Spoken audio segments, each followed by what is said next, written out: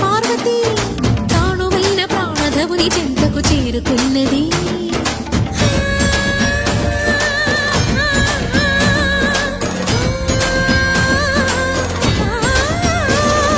భవుని భువికి తరలించేలా ధరణి దివిని తలపించేలా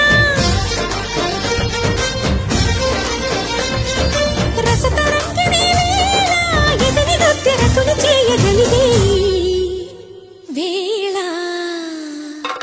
భరత వేదముగ నిరత నాట్యముగా కదిలిన పదమిది ఈశా.